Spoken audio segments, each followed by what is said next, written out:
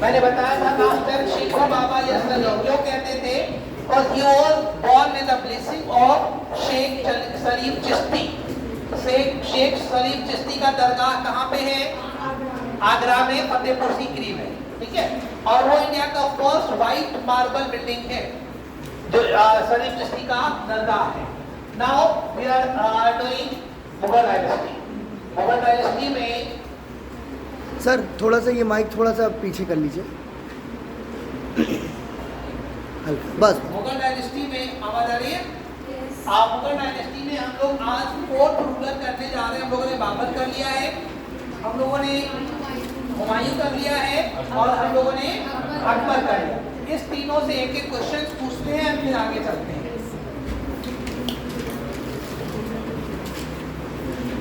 बाबर ने, हाँ पास कर ले, अब आ रही है। बाबर ने ऑटोबायोग्राफी लिखा है, कौन सी लैंग्वेज में लिखी है? टर्किश लैंग्वेज में। कौन सी लैंग्वेज में? टर्किश लैंग्वेज में। ओके। हुमायूं की बायोग्राफी किसने लिखी है? पहले नाम बताओ। किसने? गुलबदन बेगम ने। किस नाम से लिखा है? हुमायूं नामा। अगला क्वेश्चन, बाबर का टोम्ब कहाँ पे है? लाहौर में। लाहौर लिखा है मैंने, इसको थोड़ा सा चेक कर लेना, काबुल में है। हाँ हाँ,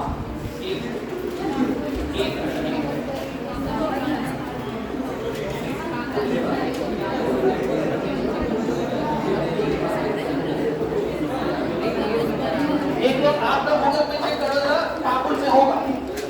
बाबर का टोम्ब चेक करो तो कहाँ पे है? It should be in Kabul.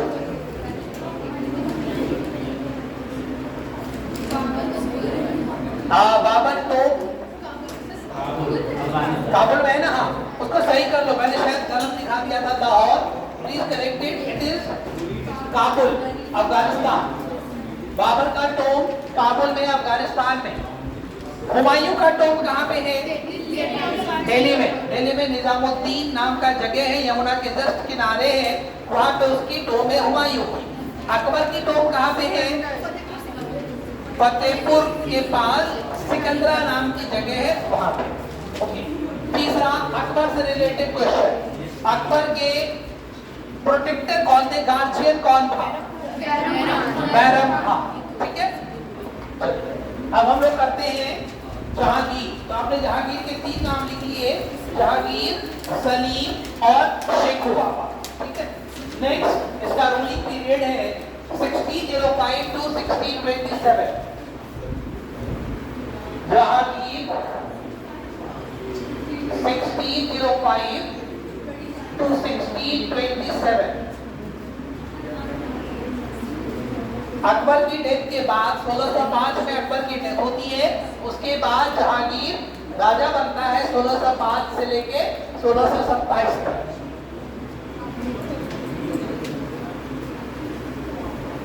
ये सबसे फेमस है अपनी chain of justice, chain of justice के लिए। और ये पूछा जाता है चेन ऑफ जस्टिस किसके टाइम में था? चेन ऑफ जस्टिस, ये सुना आप लोगों ने, देखा है कहीं? चेन ऑफ जस्टिस क्या था? कहते हैं जहांगीर बहुत जस्ट लविंग रूलर था, न्याय प्रिय राजा था। इन्होंने अपने दरबार में एक चेन लगा रखा था, कहते सोने की चेन थी, जो बाहर दरवाजे की गेट तक था। अगर राज्य में किसी के साथ इनजस्टिस हो रहा है, अन्याय हो रहा है, और उसको अगर गवर्नमेंट ऑफिसर्स, राजा के अधिकारी आदमी अगर उसको साथ न्याय नहीं कर रहे हैं, वो नाराज है, परेशान है, तो वो चेन अगर वहां से पुल करे तो राजा के पास उसकी खबर आ जाएगी और राजा खुद उससे मिलकर न्याय देता था। तो कोई भी उसके दरबार में जिसके साथ इनजस्टिस होता है, वो आके चेन बजा के राजा से मिल सकता था और राजा से न्याय मिलता था। ये तो अच्छी बात हुई। तो चेन ऑफ जस्टिस के लिए बहुत फेमस है ये।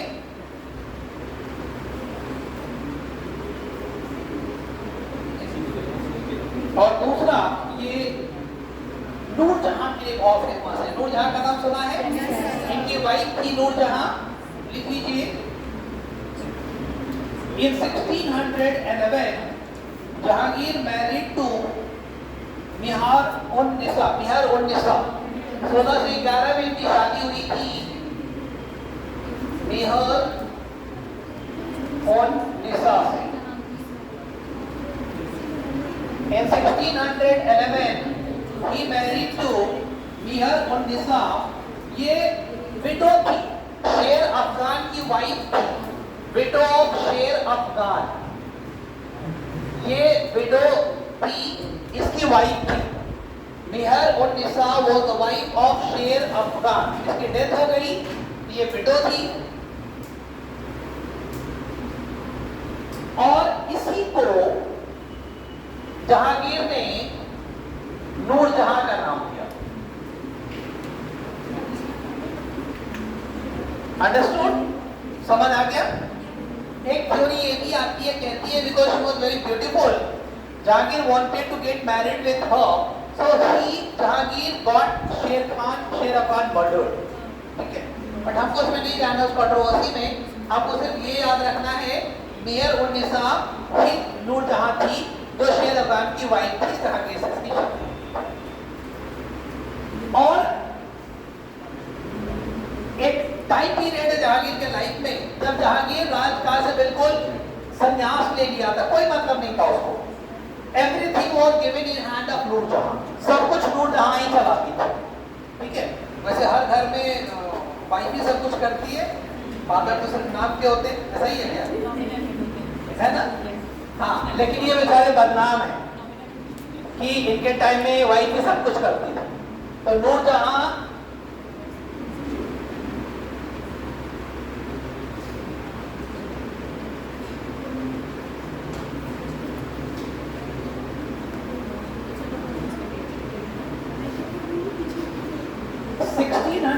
में कैप्टन विलियम हॉकिंस आए थे इनके दरबार में। 1608 में कैप्टन हॉकिंस आया था, विलियम हॉकिंस।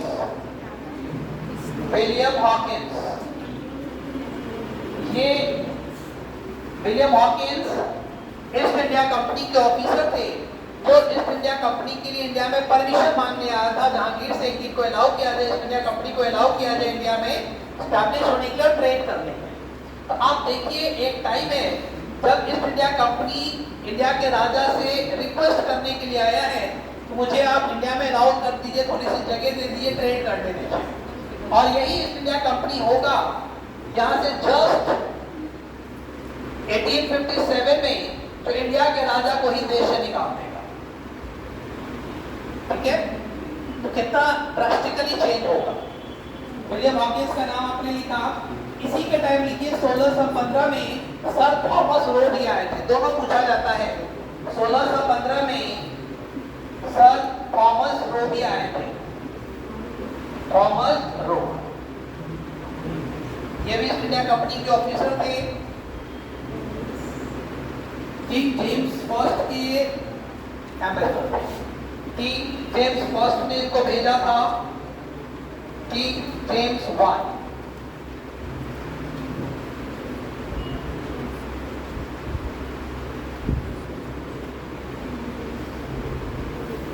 एक नेक्स्ट बहुत इंपॉर्टेंट लिखिए जहांगीर ने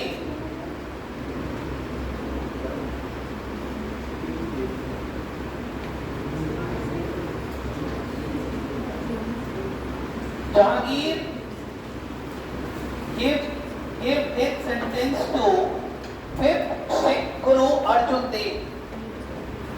5th पांचवें सिख गुरु थे कौन? अर्जुन देव, गुरु अर्जुन देव। ये पांचवें सिख गुरु थे। सिख में 10 गुरुओं का नाम आता है। ठीक है, सिख में 10 गुरु हुए हैं। पहले हुए गुरु नानक और 10वें हुए हैं गुरु गोविंद सिंह। ठीक है, जिनके 4 बेटे का मर्डर किया गया था, मारा गया था, जिसपे मूवी आई थी 4 शाहजादे करके उससे पहले। तो ये गुरु अर्जुन देव 5वें सिख गुरु थे। इनको जहांगीर ने डेथ सेंटेंस दिया था। पूछा जाता है अर्जुन देव को किसने मारा, जहांगीर ने। क्यों मारा डिटेल में आपको नहीं जाना है। एक थ्योरी है वहां पे कि कि जहांगीर का बेटा जब रिवोल्ट किया था तो गुरु अर्जुन देव ने उसको शरण दी, गुरु अर्जुन देव ने प्रोटेक्ट किया था, तो उसके लिए उसने इनको सजा दी, अर्जुन देव को डेथ सेंटेंस मिला था। और अर्जुन देव वही सिख गुरु है जिन्होंने अमृतसर में गोल्डन टेम्पल बनवाया है। नेक्स्ट, बस जहांगीर ओवर। नेक्स्ट रूलर लिखिए शाहजहां। जहांगीर में इससे ज्यादा नहीं आना चाहिए आप लोगों में। नेक्स्ट रूलर है शाहजहां। शाहजहां का नाम सुना है? क्यों सुना है, कहां सुना है? ताजमहल में। शाहजहां को इंजीनियर किंग भी कहा जाता है। Shahjahan is also called engineer king. उन्होंने बहुत सारे बिल्डिंग्स बनवाए अपने टाइम में। बताइए, तो एक तो ताजमहल हो गया, आगरा का किला। आगरा के किला कई राजाओं ने बनवाए हैं। अकबर ने स्टार्ट किया था, अकबर ने, जहांगीर का भी कुछ रोल है, शाहजहां का भी होता है। और क्या बनाया है? दिल्ली का लाल किला, रेड फोर्ट, दिल्ली का जामा मस्जिद, ठीक है, कई बड़े बड़े बिल्डिंग बनाए। लिखिए शाहजहां, इनका टाइम है 1627 से लेके 58 तक। शाहजहां 1627 से लेके 1658 तक। Shahjahan also called engineer king.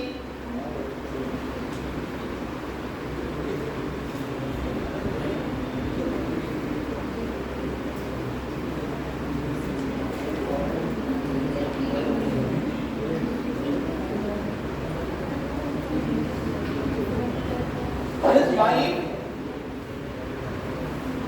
Mumtaz Mahal, Mumtaz Mahal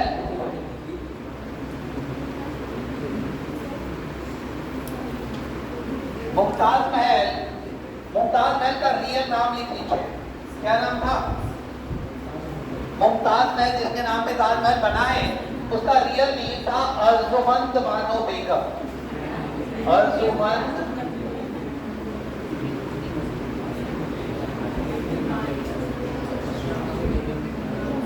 Arjumand Bano Begum died in 1631। Just इनके राजा बनने के 3 साल बाद 1631 में मुमताज महल की डेथ हो गई, ठीक है।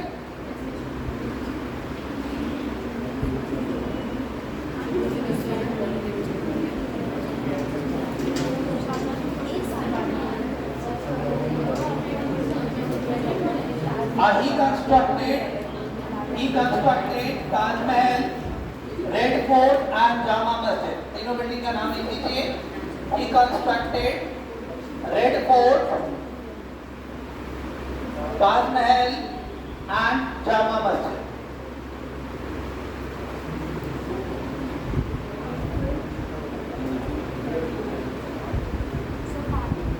He constructed Taj Mahal, Red Fort, Lal Qila and Jama Masjid, ठीक है।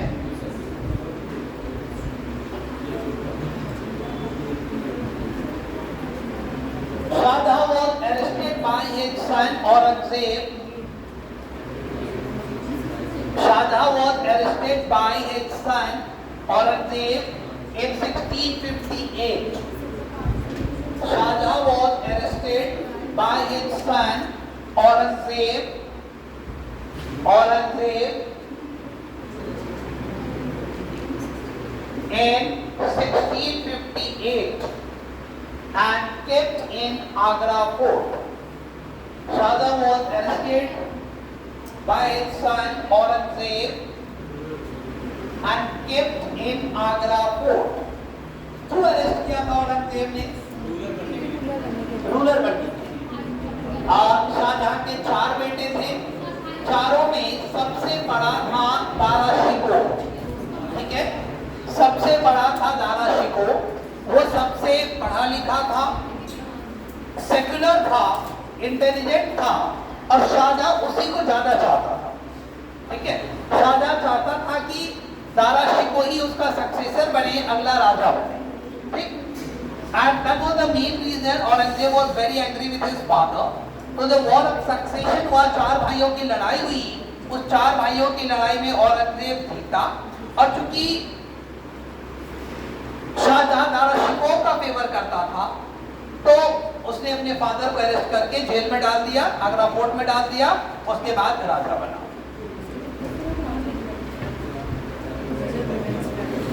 आप लोग गए हैं आगरा, गए हैं आगरा फोर्ट देखा है? आगरा फोर्ट में अगर आप गाइड देखेंगे, गाइड से बात करेंगे तो बताएगा कि यहीं पे शाहजहां को रखा गया था, और जहां पे शाहजहां को रखा गया था उसके जस्ट सामने ताजमहल दिखता है। यमुना नदी है इस तरफ और उस तरफ ताजमहल है। नेक्स्ट अगला रूलर लिखिए औरंगजेब। नेक्स्ट रूलर है औरंगजेब।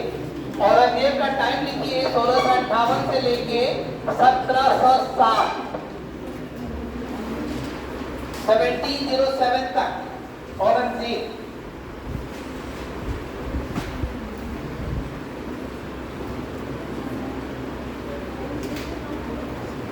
देख लिया?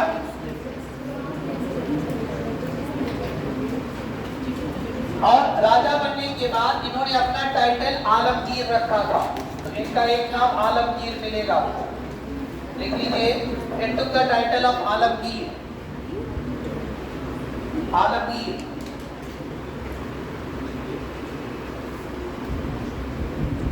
इनको जिंदा पीर भी कहते थे। पूछा जाता है कौन से रूलर को जिंदा पीर कहते थे? जिंदा पीर क्या होता है? जिंदा पीर जानते हैं आप लोग? पीर कहते हैं सूफी सेंट को, जो बहुत महान आत्मा होती है, सूफी लोग होते हैं, उनको पीर बोला जाता है। इनको जिंदा पीर कहा जाता था। लिख लिया? औरंगजेब मैंने 3 नाम लिखा दिए, औरंगजेब, आलमगीर और जिंदा पीर। जिंदा पीर क्यों कहते थे ये समझ लीजिए, एक लाइन में तो याद रहेगा। ये बहुत ही सिंपल लाइफ जीते थे। कहते हैं बहुत ही साधारण सिंपल लाइफ जीते थे। अपने कपड़े खुद सिल के पहनते थे, अपनी टोपी खुद सिल के पहनते थे। इतना ही नहीं, अपने लाइफ के लिए, अपने जीने के लिए एक भी रुपए ट्रेजरी से खर्च नहीं करते थे। टोपी सिल के बेचते थे और उससे जो पैसा मिलता था उससे ही अपना जिंदगी जीते थे। तो he was living very simple life, very simple life, that's why he was called जिंदा पीर। ये समझ आया? कुरान का ट्रांसलेट करके, बेच के और प्लस टोपी सिल के अपना जीवन यापन करते थे। That's why he was called जिंदा पीर। और जब औरंगजेब राजा बना तो उस टाइम मुगल डायनेस्टी की ट्रेजरी खाली हो गई। मुगल डायनेस्टी की इकोनॉमिक कंडीशन वीक हो गई। क्यों वीक हो गया था? क्योंकि औरंगजेब के फादर शाहजहां ने कई सारे बिल्डिंग्स बनवाए थे। आपने देखा, लाल किला बनाया, ताजमहल बनाया, जामा मस्जिद बनाया और कई सारे और बिल्डिंग्स थे। तो इस समय तो पैसे खर्च होते हैं ना। कहते हैं कि औरंगजेब अपने फादर से बहुत नाराज था, क्योंकि और बेटा होता ही है, अगर बाप कुछ न छोड़ के जाए तो, अगर खाली कुछ खाली कर दे तो बेटा तो गला दबा दे बाप की, कुछ नहीं किया मेरे लिए, कहते हैं ना। Have you heard of this? तो औरंगजेब नाराज था अपने फादर से। I was teaching this topic once, एक इंटरनेशनल स्कूल है कानपुर में। एक बार मैं ये टॉपिक बच्चों को पढ़ा रहा था, और वो बच्चे कौन सी क्लास के थे? 7 या 8 के बच्चे थे। और उस स्कूल की हेड ऑफिस मुंबई से 2 स्कूल में सुपरविजन चलती रहती है, तो 2 सुपरवाइजर आए थे मुंबई हेड ऑफिस से। दोनों लेडीज थी, पीछे बैठी हुई थी, और एक बहुत बदमाश बच्चा था। बदमाश बच्चा होता है ना क्लास में, जिसको पढ़ने लिखने से मतलब नहीं था। और ज्यादातर टीचर्स उस बच्चे को क्लास से बाहर रखते थे। अब कभी भी अगर कॉरिडोर में चले जाओ, होते ना ऐसे 2-4 बच्चे क्लास में, टीचर्स उसको क्लास से बाहर ही रखते थे। अभी भी मुझे उस बच्चे का नाम है कुशाग नाम था। वो बच्चा हमेशा बाहर रहता था, और मैं यही टॉपिक मुगल्स करा रहा था बच्चों को, शाहजहां पढ़ा रहा था। मैंने ये कहा कि Aurangzeb was very angry with his father because his father built so many buildings and all, and the economic condition of Mughal dynasty was very weak. It was very difficult for him to run the country. Economic financial condition was very weak. कोई कुछ नहीं बोला, जो internet पे बैठते थे कुछ नहीं बोला, वो पीछे से हाथ उठाया और हमें कहता है सर अगर मुगल डायनेस्टी इतनी कमजोर थी, इकोनॉमिक कंडीशन इतनी कमजोर थी और आपने कहा शाहजहां नाराज था, शाहजहां से औरंगजेब नाराज था, तो औरंगजेब ने ताजमहल बेच क्यों नहीं दिया?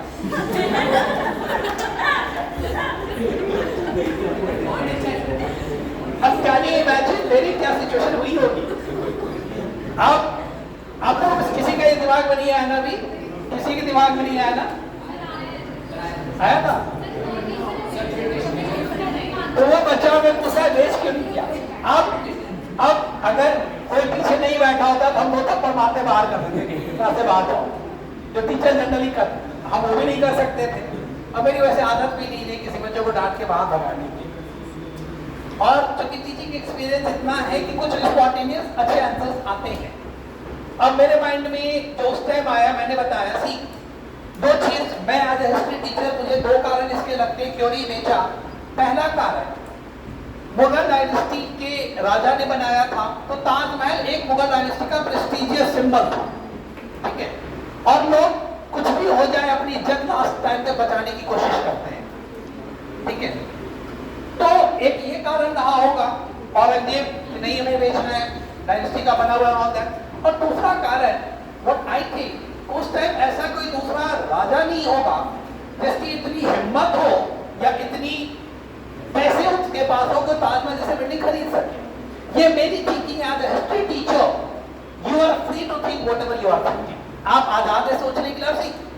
मैं पहले जब मैंने अपनी टीचिंग करियर स्टार्ट की थी तो I was a maths teacher, I was teaching maths, मुझे 9th-10th की मैथ्स रटी हुई, आज भी रटी हुई है। मैंने फिजिक्स भी पढ़ाए हैं, फिजिक्स आपके 10th CBSE में 4 चैप्टर है, इलेक्ट्रिसिटी है, ह्यूमन आई है, मैग्नेटिज्म है, मुझे भी रटे हुए, उसके एक एक लाइन रटे हुए। मैंने इंग्लिश पढ़ाई और जब से मैं खुद अपनी प्रिपरेशन के लिए सिविल के लिए गया और मैं हिस्ट्री SST पढ़ने लगा, history civil political science geography, तो मुझे इसमें इतना मजा आने लगा कि I left science and maths. मुझे प्रॉब्लम आज भी नहीं है, मैं फिजिक्स की कोई भी थ्योरी बहुत अच्छे से आपको करा सकता हूँ, मुझे न्यूटन के सारे लॉ रटे हुए। आप लोगों को साइंस वाले बच्चों को नहीं रटा होगा, कोई साइंस का बच्चा है यहाँ पे? तीनों लॉ रटे हैं, पहला तीसरा रटा होगा, दूसरा नहीं रटा होगा। एग्जैक्टली, हाँ। आर्किमिडीज का प्रिंसिपल किसी को याद है साइंस वाले बच्चे को? अब मुझे सब रटे हुए, मुझे सारे, तो आई वाज टीचिंग दिस। लेकिन जब से मैं ह्यूमैनिटीज में आया हूँ, आई लव ह्यूमैनिटीज, क्योंकि हिस्ट्री में आप जो भी सोचो आप सही हो, just you have to justify yourself. Akbar ने, औरंगजेब ने ताजमहल क्यों नहीं बेचा, ये आप जो भी सोचो आप अपने आप को जस्टिफाई करो, यू आर राइट। आप जहां तक अपनी थिंकिंग को ले जा सकते हो, you are right, you are free. तो I started loving humanities about that. अब लोग औरंगजेब करे तो मुझे तीन नाम बताया, आलमगीर बताया, जिंदा पीर बताया। नेक्स्ट देखो, he reintroduced जजिया कर, जजिया टैक्स, जजिया, he reintroduced जजिया टैक्स, जजिया कर। अकबर ने जजिया कर हटा दिया था। आपने जहाँ पे अकबर लिखा है, अगर मैंने नहीं लिखा है अकबर में तो लिख लो, अकबर रिमूव जजिया टैक्स इन 1564, 1564 में लिखा है। अकबर में लिखा है उसने जजिया कर हटा दिया था, नहीं लिखा होगा। अकबर रिमूव जजिया टैक्स इन 1564, 1564 में अकबर ने जजिया कर हटा दिया था। अकबर रिमूव जजिया टैक्स इन 1564, क्योंकि अकबर सेकुलर राजा था, वो हर धर्म के साथ बराबर का व्यवहार करता था, तो उसने नॉन हिंदू का जो जजिया टैक्स हटा दिया। औरंगजेब ने फिर से लगा दिया, ठीक है, क्योंकि he was trying to rule India with Islamic law, he was giving more favor to Muslims, तो मुस्लिम्स को खुश करने के लिए उसने जजिया टैक्स दोबारा नॉन मुस्लिम पे लगा दिया। तो मैंने जजिया टैक्स का 3 बार नाम लिया अभी तक हिस्ट्री में, अभी तो 2 अभी हो गया। औरंगजेब ने लगाया, उससे पहले अकबर ने हटाया। अकबर से पहले किसने लगाया? फिरोज शाह तुगलक ने, FST ने, याद रखिएगा, फिरोज शाह तुगलक ने लगाया। अगला लिखिए, औरंगजेब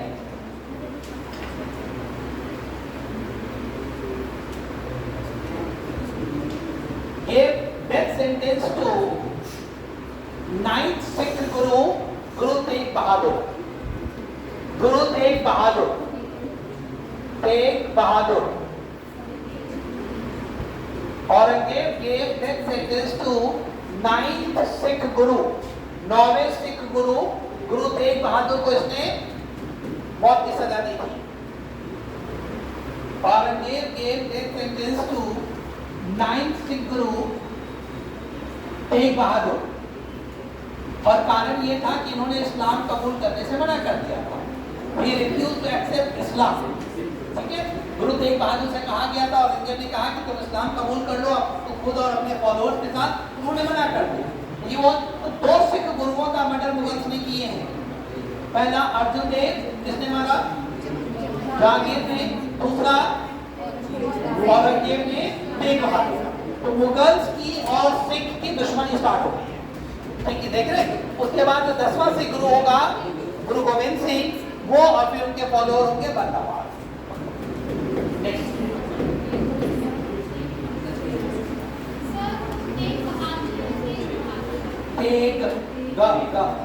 तेग बहादुर. अब यहीं पे जब लिखिए एक लाइन और लिख लीजिए, अलग से सिक्के में आपको नहीं कराए थे, कहीं पे लिख लीजिए. द फर्स्ट सिख गुरु और गुरु नानक. आपको पता है 10th सिख गुरु और गुरु गोविंद सिंह. 10वें सिख गुरु थे गुरु गोविंद सिंह. तो मैंने आपको 4-5 सिख गुरुओं का नाम बता दिए. पहला गुरु नानक, 5वां अर्जुन देव, 9वां तेग बहादुर और 10वां गुरु गोविंद सिंह. यही 4 याद रखिए, आपके लिए इतना काफी है. गुरु गोविंद सिंह यहाँ लिख रहे डैश लिखिए, ही स्टार्टेड खालसा पंथ. इन्होंने खालसा पंथ की स्थापना की थी. गुरु गोविंद सिंह स्टार्टेड खालसा पंथ.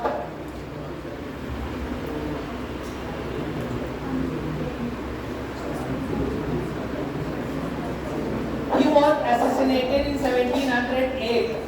गुरु गोविंद सिंह का भी मर्डर हुआ है 1708 ईस्वी में.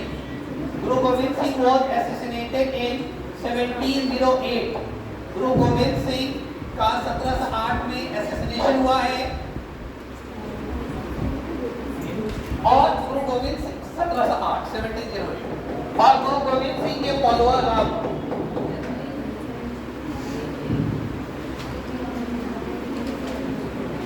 गुरु गोविंद सिंह. अब इनके फॉलोअर थे बंदा बहादुर. इनके बाद बंदा बहादुर ने सिखिज्म को आगे बढ़ाया, खालसा पंथ को आगे. नेक्स्ट आप बंदा बहादुर का भी नाम लिख लीजिएगा. ये लास्ट सिख गुरु थे, इसके बाद सिख गुरु नहीं है. ठीक है,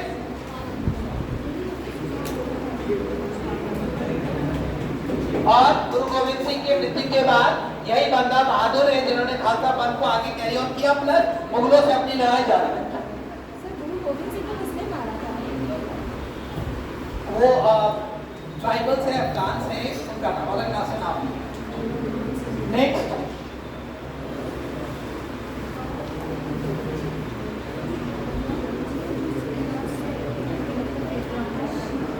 बस यहाँ तक जो फर्स्ट 6 ग्रेट मुगल थे वो ओवर हो गया. अब दूसरा सब हेडिंग डाल लीजिए लेटर मुगल्स. ये 6 जो ग्रेट है वो ओवर हो गया.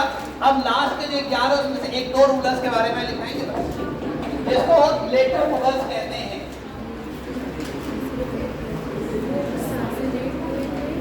औरंगजेब की डेथ भी लिख लीजिए. औरंगजेब डाइड इन 1707 in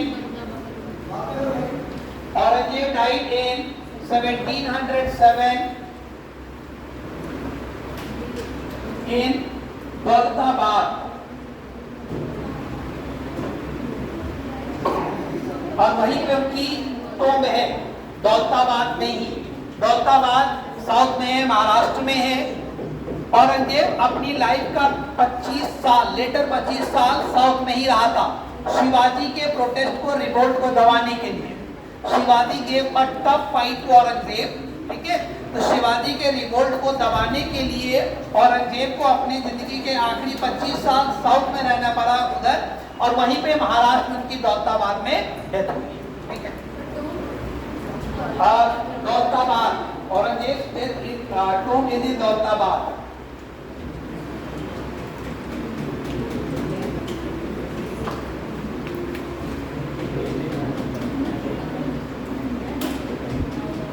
एक लाइन और लिख लीजिए, Shivaji was arrested by Aurangzeb, Shivaji was arrested by Aurangzeb, और चालाकी से शिवाजी को अरेस्ट किया था औरंगजेब।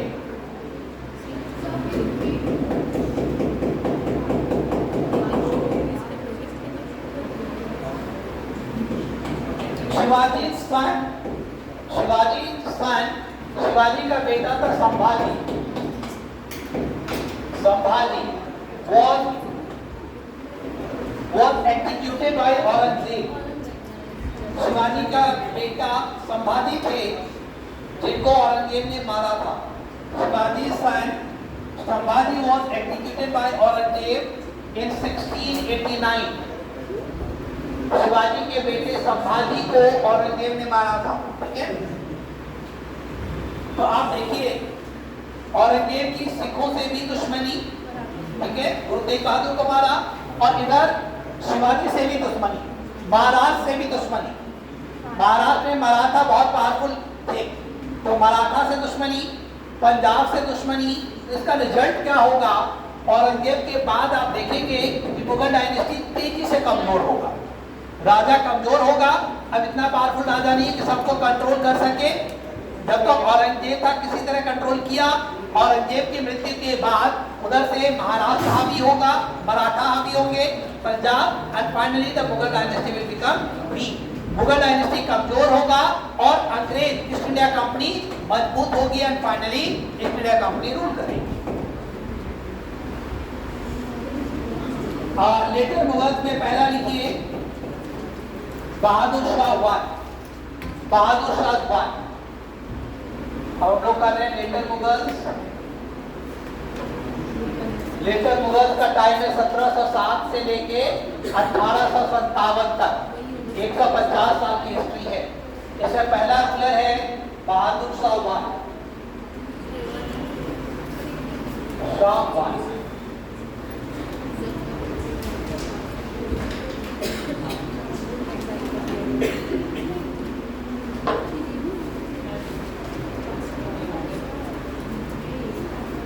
एक रूलर लिख लीजिए फर्रुख सियर, फर्रुख सियर 1713 से 19। हम सारे रूलर नहीं लिखा रहे, जो इंपॉर्टेंट है वो लिखा रहे हैं। फर्रुख सियर छोड़ दीजिए, टाइमर छोड़ दीजिए। फर्रुख सियर टाइम वैसे 7 से 13, but don't write. Farrukh share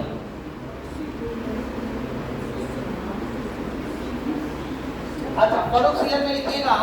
Farrukh share 13 से लेकर 17 तक राजा है। ये राजा बनाए गए एक उस टाइम सैयद ब्रदर्स, वो भाई थे जो बहुत ही हावी था उस टाइम मुगल डायनेस्टी पे, वो किंग मेकर भाई थे। यहाँ पे लिख लीजिए फर्रुख सियर के सामने सैयद ब्रदर्स, सैयद ब्रदर्स।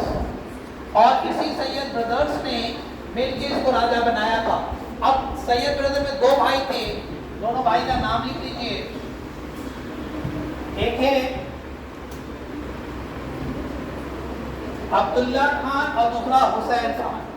अब्दुल्ला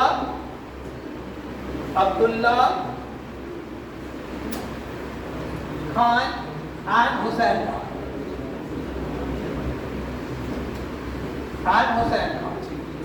इसमें अब्दुल्ला खान जो था उसका वजीर था, और हुसैन खान आप कह सकते हैं डिफेंस मिनिस्टर, आर्मी जनरल था। ये दोनों मिलकर एक प्रधानमंत्री और एक डिफेंस मिनिस्टर है। कितना पावरफुल है? ये दो किंग मेकर्स थे दोनों भाई, और इसी दोनों ने मिलकर फर्रुख सियर को राजा बनाया। अगला नाम लिखिए राजा का, मोहम्मद शाह। मोहम्मद शाह,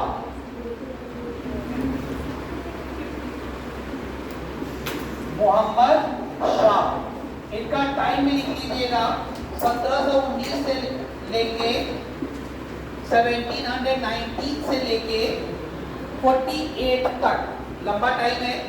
1948। इनके बारे में 1-2 पॉइंट लिखिए। इनको रंगीला बादशाह कहा जाता था। He was very Rangeela with his मिजाज,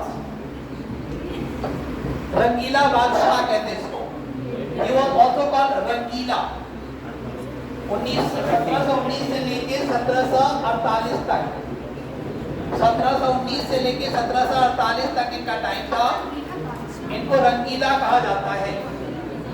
रंगीला, he was least interested in controlling the country। राजा में इनको कोई मतलब नहीं था राजकाज से, ये अपने खाने पीने मौज मस्ती में मस्त रहते थे, and that's why he is called Rangila. ठीक है। और इनके टाइम में जो सबसे इंपॉर्टेंट इंसिडेंट इंडिया में हुआ है वो नादिर शाह का आक्रमण हुआ है। नादिर शाह जो अफगान रूलर था, जो इंडिया से आप लोगों ने सुना होगा, शाहजहां ने एक अपने लिए स्पेशल तख्त बनाया था। ठीक है। कोहिनूर डायमंड एंड शाहजहां का जो तख्त था दोनों ले गया था नादिर शाह इंडिया से। तो सबसे इंपॉर्टेंट इंसिडेंट इनके टाइम में नादिर शाह का आक्रमण है। लिख लीजिए।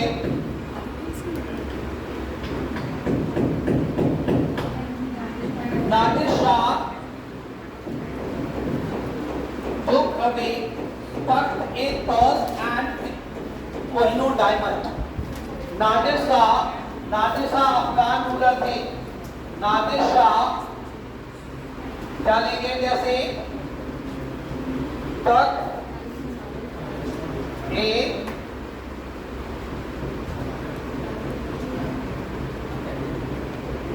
तज, जिसको पीकॉक थ्रोन कहते हैं, इसी को पीकॉक थ्रोन कहते हैं, जो शाहजहां ने अपने लिए बनवाया था। पीकॉक थ्रोन, और जिसको मयूर सिंहासन बोलते हैं। मयूर सिंहासन और कोहिनूर डायमंड। कोहिनूर डायमंड, आजकल कोहिनूर डायमंड न्यूज में है, किसी को पता है क्यों?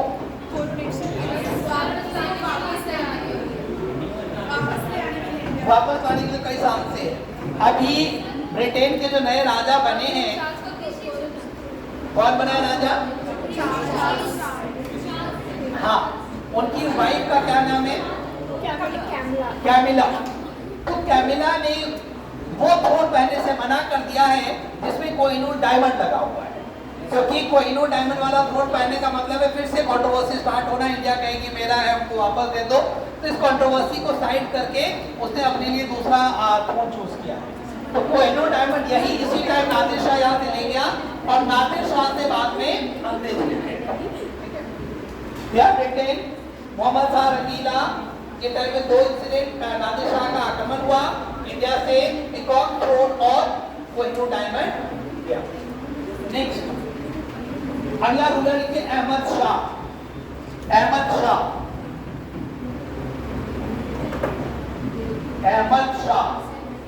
1748 से 54 तक। और अहमद शाह के टाइम सबसे बड़ा इंसिडेंट हुआ है अहमद शाह अब्दाली का आक्रमण। अहमद शाह जब राजा था इंडिया का, उसी टाइम इंडिया पे अहमद शाह अब्दाली का आक्रमण हुआ है। अहमद शाह अब्दाली कौन था?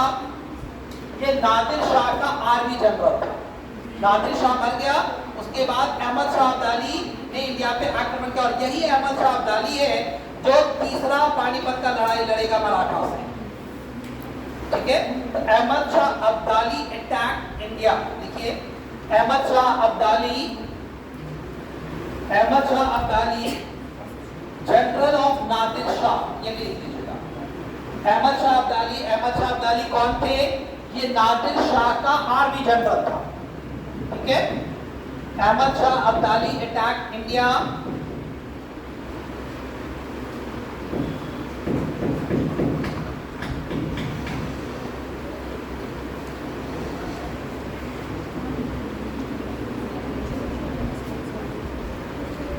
अगला राजा लिखिए शाह आलम टू। शाह आलम टू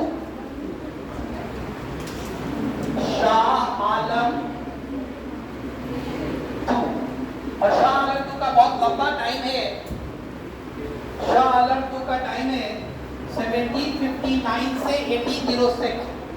1759 से 1806। और ये बहुत ही कमजोर राजा, इतना कमजोर राजा था कि ये अपने वजीर के डर से कई महीने तक दिल्ली नहीं आया।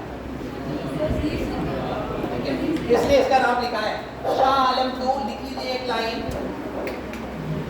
इसका वजीर था नजीर खान। नजीब खान, इसका वजीर था Najeeb Khan.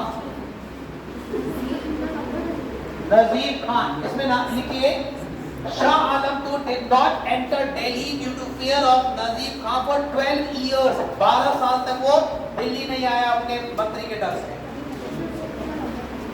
Shah Alam II did not enter Delhi for 12 years due to fear of Nazib Khan. तो आपको याद आ जाएगा शाह आलम कैसा राजा था।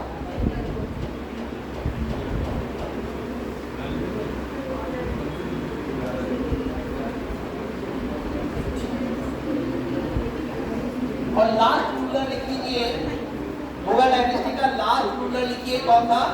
बहादुर शाह जफर। नाम टिक कर लीजिएगा, पूछा जाता है who was the last ruler of Mughal dynasty या who was the ruler of India during time of 1857 revolt.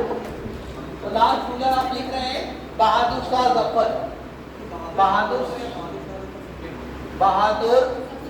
Shah Zafar.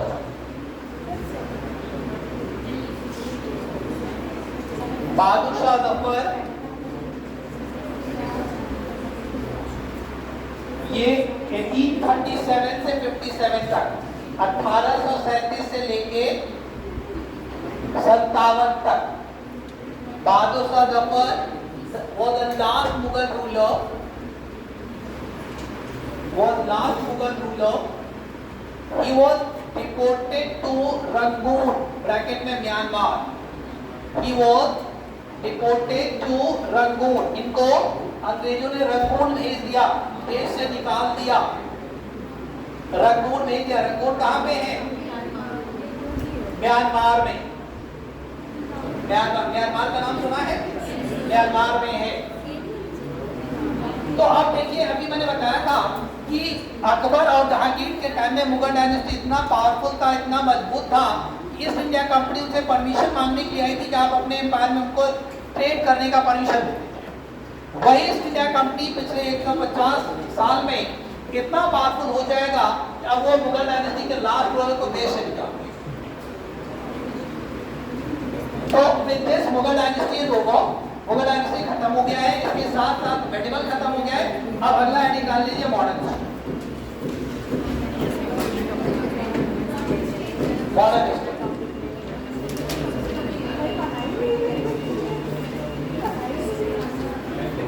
इससे खत्म करने में कोई प्रॉब्लम तो नहीं है। मॉडर्न हिस्ट्री में पहला हेडिंग डाल लीजिए 1857 की क्रांति, रिवोल्ट ऑफ 1857।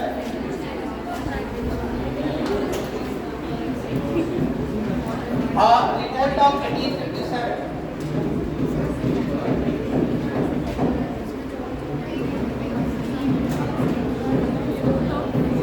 अब ये देखिए, अभी मैंने बताया आपको 2 पॉइंट कि आप देखेंगे कि 1707 में औरंगजेब की मृत्यु के बाद, 1707 में औरंगजेब की मृत्यु के बाद मुगल डायनेस्टी की पावर कमजोर होगी, मुगल डायनेस्टी नीचे की तरफ गिरेगा।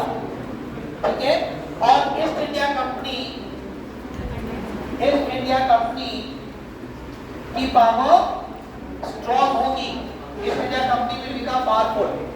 तो हम थोड़ा सा ईस्ट इंडिया कंपनी की हिस्ट्री देखते हैं 1857 तक आते आते कि ऐसा क्या हुआ, ईस्ट इंडिया कंपनी ने ऐसा क्या किया जिसके खिलाफ 1857 में इतनी बड़ी क्रांति हुई इंडिया में।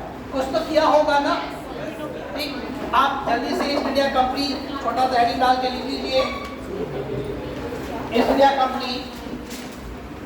और ईस्ट इंडिया कंपनी से थोड़ा सा पहले हम यूरोप की चीजें, 2 चीजें आपको बता देते हैं। आपको पता है which was the first European country who came India? Portuguese, yes. तो आप लिख लीजिए Portuguese। कब आए Portuguese? Who discovered India? कब?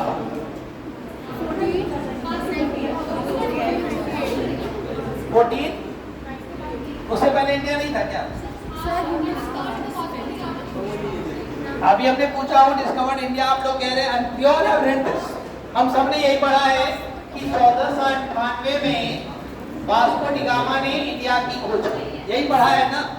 और हम अभी दिल्ली सल्तनत पूरा पढ़ डाले हैं 1206 में कुतुबुद्दीन ऐबक ने बनाया, 1526 में लड़ाई हुई। इससे पहले भी तो पूरा इंडिया था। सर इससे पहले हिंद कहा जाता था, ये हिंदुस्तान। इंडिया का हम लोग इंडस वैली सिविलाइजेशन पढ़े 5000 साल पहले से।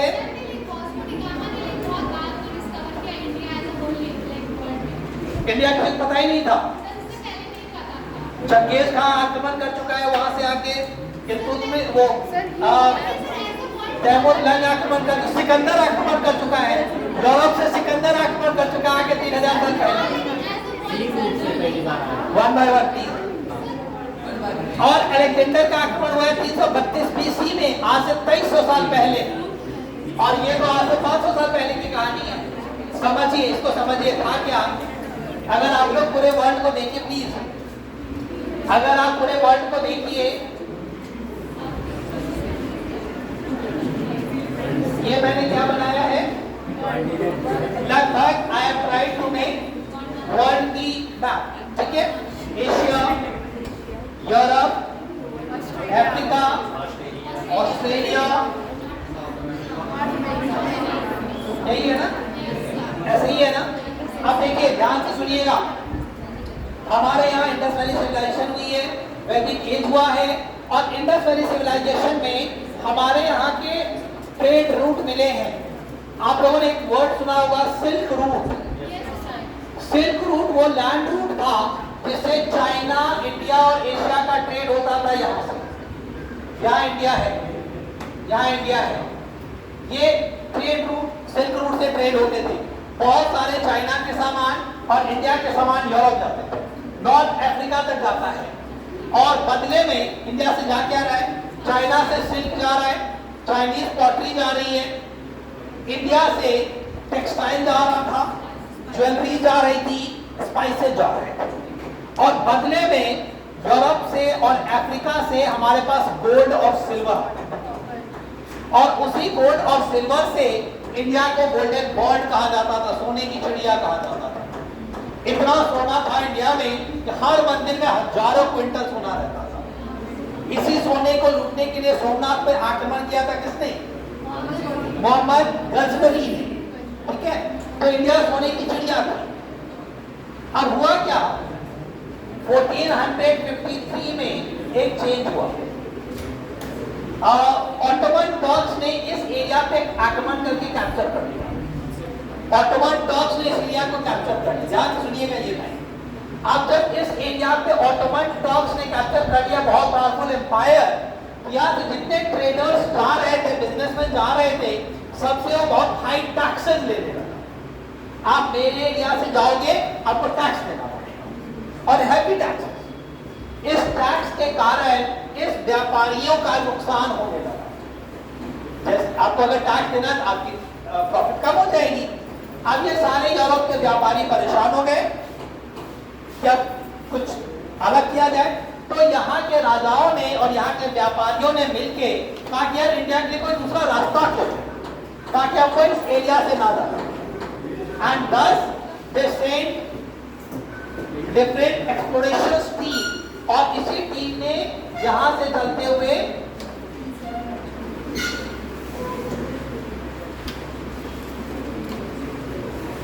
ये खोजा इंडिया के लिए सी रूट। इंडिया को नहीं खोजा, ये वास्को डी गामा का रूट है। वास्को डी गामा जो इंडिया आया, ये इसी रास्ते से आया, और इसने इंडिया में क्या खोजा, एक नया समुद्री रास्ता खोजा। इंडिया को नहीं खोजा, इंडिया तो था ही। वास्को डी गामा के जन्म से 5000 साल पहले से इंडिया है। वास्को डी गामा कौन होता है खोजने वाला? खोजा गया अमेरिका को। ध्यान से सुनिएगा, यहीं पे एक और ट्रैवलर को भेजा गया। दो ट्रैवलर एक साथ चले थे, एक था वास्को डी गामा और दूसरा था क्रिस्टोफर कोलंबस। दोनों को कहा गया जाओ इंडिया खोजो। क्रिस्टोफर, अब उस टाइम कंपास था नहीं, कोई साइंटिफिक इंस्ट्रूमेंट तो ज्यादा थे नहीं, तो वास्को डी गामा भी यहाँ से चला, और वास्को डी गामा रास्ता भटक के यहाँ आ गया। यहाँ पे इसको कई सारे आइलैंड थे, इसको लगा इंडिया मिल गया, ठीक है। एंड द ईयर इज 1492, 6 साल पहले। तो इसको इसने कहा मुझे इंडिया मिल गया 1492 में। अब इसको भी मिल गया 6 साल बाद, जब इसको मिला पता चला ये रियल इंडिया नहीं है, ये कोई और जगह है, ठीक है। इसका नाम दे दिया गया ईस्ट इंडिया, बाद में ये वेस्ट इंडीज बन गया, वेस्ट इंडीज है। और ये अमेरिका यहीं पे खोद होता है बाय क्रिस्टोफर कोलंबस। तो इंडिया के सी रूट खोजा गया बाय वास्को डी गामा, जो पोर्तुगीज था। एक मिनट आप ध्यान से सुनिए, वास्को डी गामा जो जहाज लेके आया था, जो अपनी शिप लेके आया था, उसमें आने और जाने में जितना खर्चा आया, कुछ खर्चा तो आया होगा ना। इंडिया से ये वापसी जब जाने लगा तो अपने जहाज में स्पाइसेस लेके गया, मसाले लेके गया, और जब इस मसाले को बेच दिया यूरोप में, उसके आने जाने के खर्चे के 65 टाइम्स ज्यादा प्रॉफिट हुआ। मतलब आने जाने का खर्चा अगर 1 लाख रुपए हुआ तो यहाँ के मसाले बेचा 65 लाख। ये बात समझ आई, इंडिया के स्पाइसेस कितने प्रॉफिटेबल थे। तो अब इस ट्रेड से वास्को डी गामा तो अमीर बन गया एक बार में आके। अब जब वास्को डी गामा को देखेगा कोई दूसरा पड़ोसी, कहेगा यार मेरे पड़ोसी ने ऐसा क्या किया कि वो अमीर बन गया रातों रात। आप लोगों ने वो कहानी सुनी ना, अली बाबा 40 चोर वाली। जब अली बाबा को देखता है तो उसका भाई भी जाता है ना, खुद जा से भूल जाता है। तो जब उसको देखा वास्को डी गामा को, तो दूसरे देश वाले कहे यार ये कैसा है, चलो हम भी चलते हैं।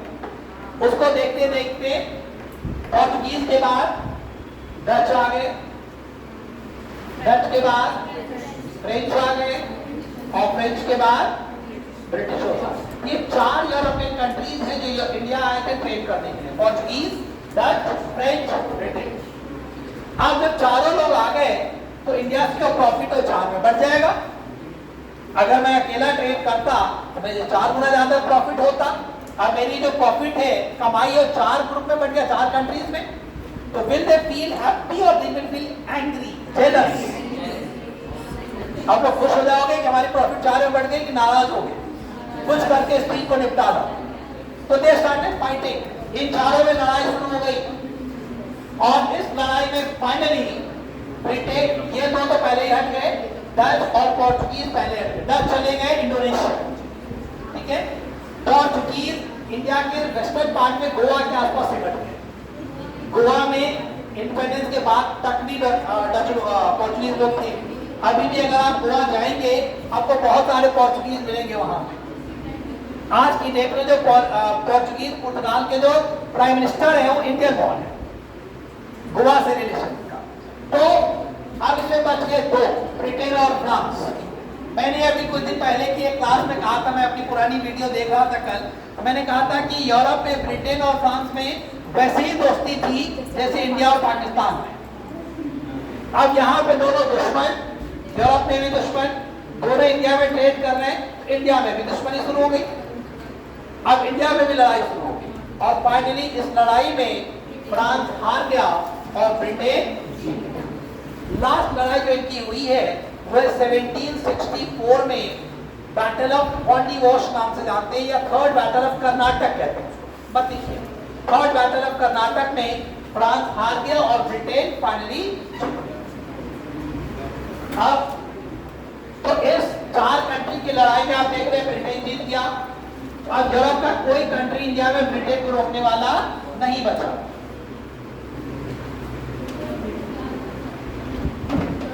ब्रिटेन फाइनली इंडिया में जीत गया।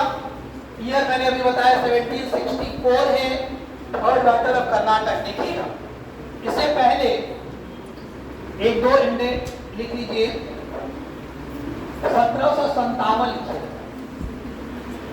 जो ईस्ट इंडिया कंपनी है उसकी इंडिया में पहली लड़ाई। ईस्ट इंडिया कंपनी एक छोटी सी कंपनी है, वो ब्रिटेन नहीं है। ब्रिटेन सरकार को कोई मतलब नहीं है उससे। ब्रिटेन सरकार ने अपनी एक कंपनी को इंडिया में ट्रेड मोनोपोली दे दिया है, आप जाइए इंडिया से ट्रेड करिए। जैसे आप ऐसे समझिए, रिलायंस को भारत सरकार कहे कि आप जाइए अफ्रीका के किसी कंट्री में ट्रेड करिए, बस सरकार को कोई मतलब नहीं है। अब वो ईस्ट इंडिया कंपनी इंडिया में आई, ट्रेड करने लगी। अब ट्रेड करने के बाद उसने देखा कि अगर हम इंडिया को पॉलिटिकली भी कैप्चर कर लें, इंडिया में बहुत फ्रेगमेंटेशन है, आपस में लड़ाइयां चल रही है, राजा मजबूत नहीं है, अगर हम इनको पॉलिटिकली भी कैप्चर कर लें तो हमारा प्रॉफिट तो और ज्यादा हो जाएगा। ठीक है, तो पहली लड़ाई 1757 में ईस्ट इंडिया कंपनी लड़ती है। मेरी बात सुनिए सर, अभी आपने नॉर्मली अच्छी है। ठीक है, तो पहला लड़ाई जो पहली लड़ाई ईस्ट इंडिया कंपनी लड़ी है, इस लड़ाई का नाम है battle of Plassey. Battle of Plassey, ये पहली लड़ाई है और इस लड़ाई में ईस्ट इंडिया कंपनी ने बंगाल के नवाब को हराया है। लिख लीजिए, battle of Plassey, East India company defeated, East India company defeated Bengal नवाब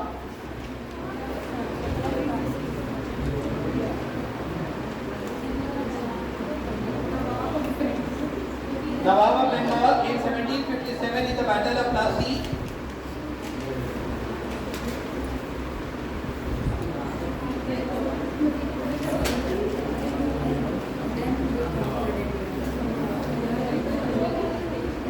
सिराजुद्दौला, राजा का नाम लिख दीजिएगा, जिस बंगाल नवाब को हराया था, इस सिराजुद्दौला।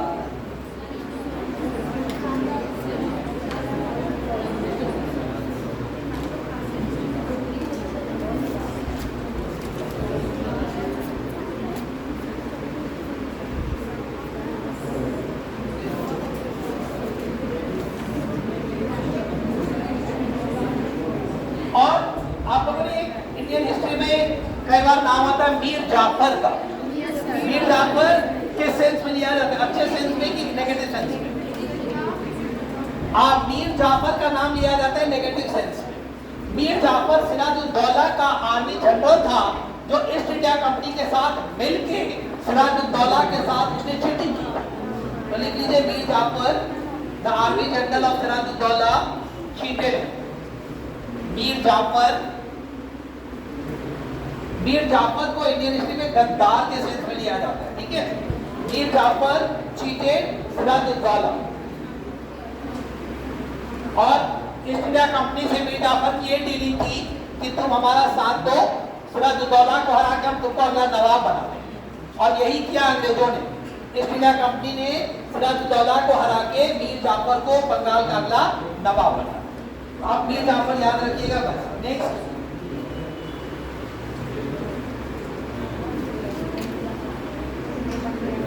अगला लड़ाई लिखिए 1707 के बाद 1764 battle of Buxar. Battle of Buxar, Buxar Buxar Bihar में जगह है। बैटल ऑफ बक्सर लिखिए। अब बैटल ऑफ बक्सर में क्या होगा, इंडिया के 3 पावरफुल रूलर मिलके कंबाइंडली लड़ेंगे ईस्ट इंडिया कंपनी के साथ।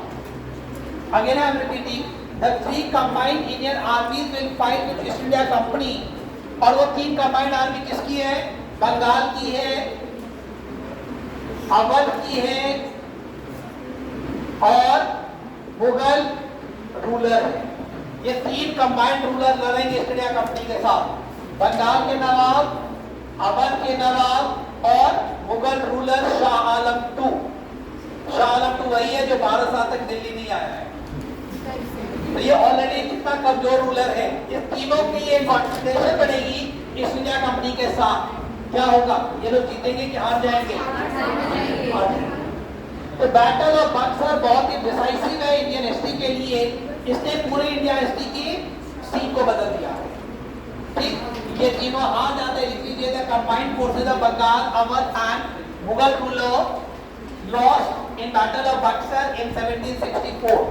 The combined army of Bengal, Awadh का मतलब हो गया लखनऊ के आसपास का एरिया, पूरा यूपी जो है अवध था।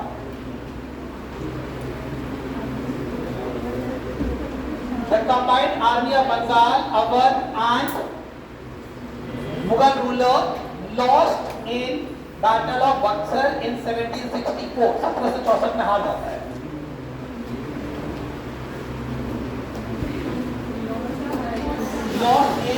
Battle of Buxar.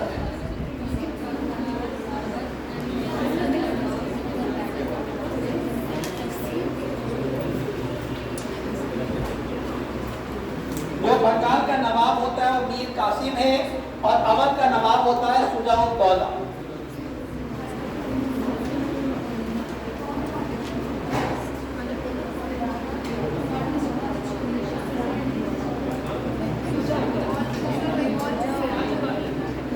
The combined army in अब बंगाल नवाब was मीर कासिम।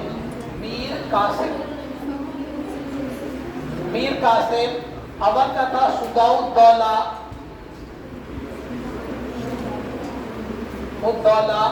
और मुगल रूलर है Shah Alam II। Mir Qasim, Shujauddaula and Shah Alam II की combined army East India company से हार जाती है। थोड़ा सा इसको ज्योग्राफिकली सोचिए एक मिनट। बंगाल का मतलब हो गया आज का वेस्ट बंगाल, आज का बांग्लादेश भी उस टाइम बंगाली था, ठीक है, बाद में बटा है। आज का बिहार भी उस टाइम बंगाल प्रोविंस का पार्ट था। आज का असम, इतना बड़ा एरिया हार रहा है।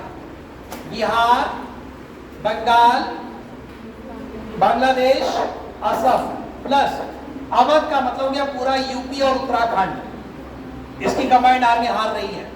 और मुगल रूलर का मतलब हो गया दिल्ली, राजस्थान और पूरे नॉर्थ का एरिया।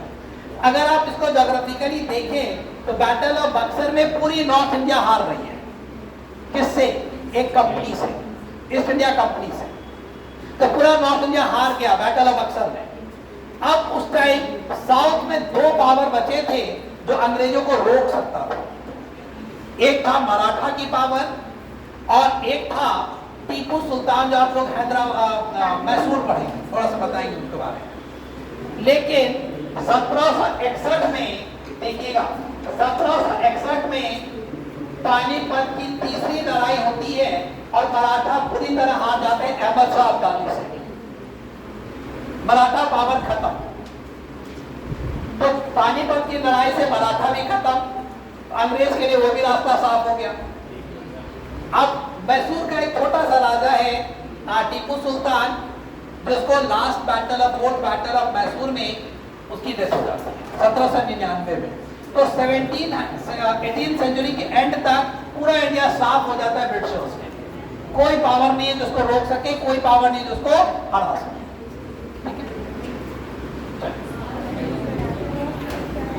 लिख लीजिए, एक दो पॉइंट लिख लीजिए जल्दी से।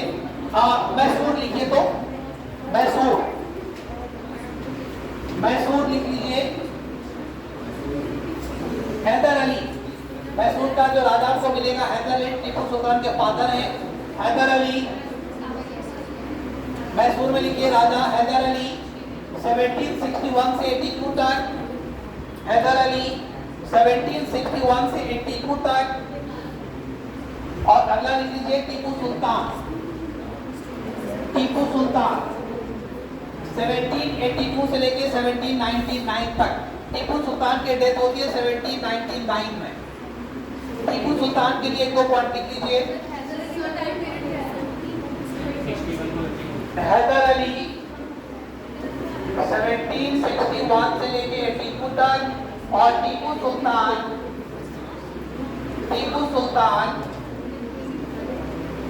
1782 से लेके 1799 तक। Tipu Sultan was very much influenced with French Revolution। इनके ऊपर फ्रांस की क्रांति का बहुत असर था। किसी को याद है फ्रांस की क्रांति कहाँ और कब हुई थी? फ्रांस में हुई थी, कब हुई थी? 1789 में, 1789। और यही टाइम है टीपू सुल्तान का। देखिए, हाँ, Tipu Sultan was influenced with French Revolution। Tipu Sultan was highly influenced with French Revolution। और फ्रांसीसी क्रांति का नारा था इक्वालिटी, लिबर्टी, फ्रेटर्निटी। कहते हैं टीपू सुल्तान ने अपने दरबार में एक पेड़ लगाया था, ट्री लगाया था, जिसका नाम ट्री ऑफ लिबर्टी रखा था। तो लिबर्टी, फ्रीडम उस टाइम को बात कर रहा है। और कई सारे सोल्जर्स जिसने फ्रांस के रखे थे अपने आर्मी में। Tipu Sultan died in 1799.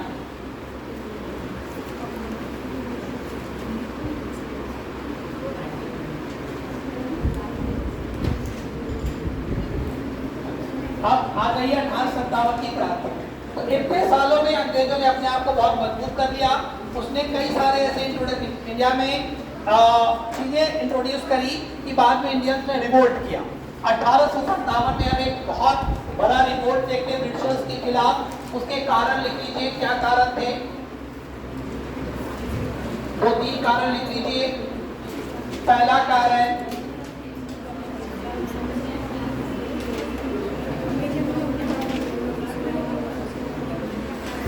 Banning of सती, सती को बैन करना। सती क्या है पता है आप लोगों को? बैनिंग ऑफ सती। सती को किसने बैन? सती क्या होता है?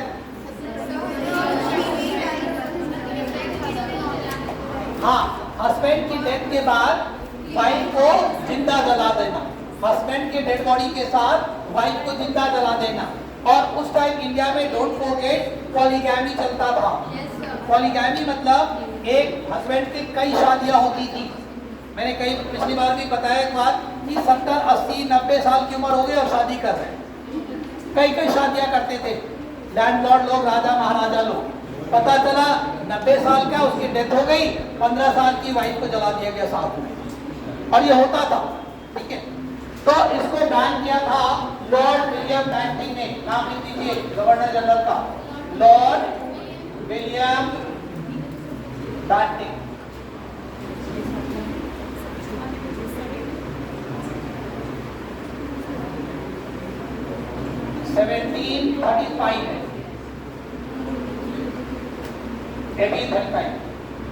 Lord William Banting banned sati in 1835।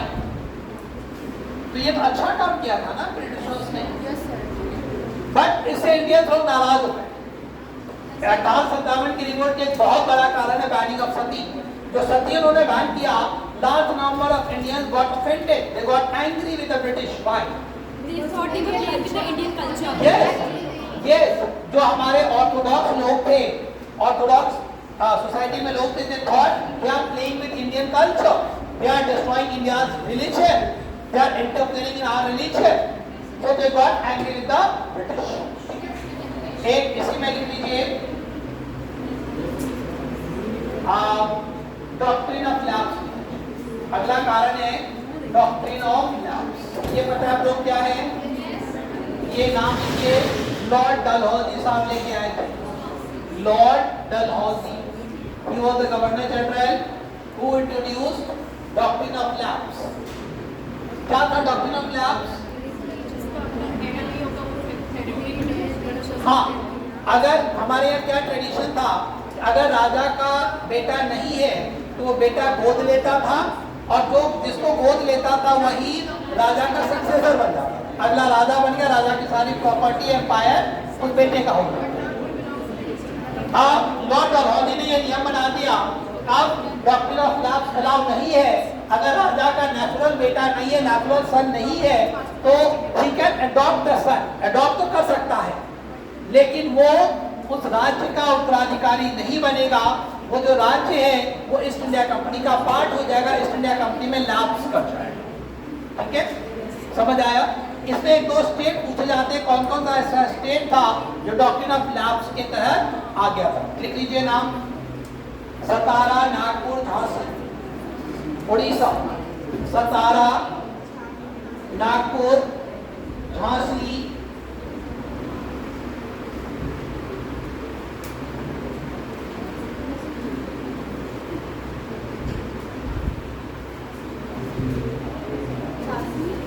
Satara, Nagpur, Jhansi,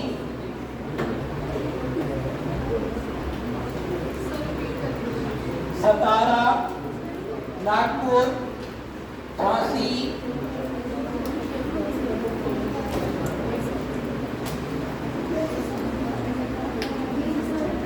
were captured under this policy।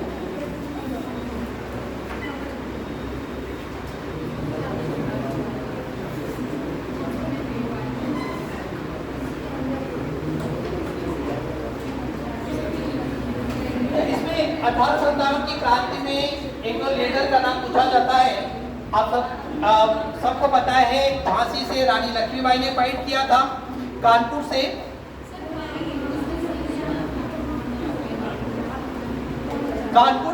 नाना साहब, लिख लीजिए, कानपुर से नाना साहब थे। ये नाना साहब कौन थे, किसके नाना थे?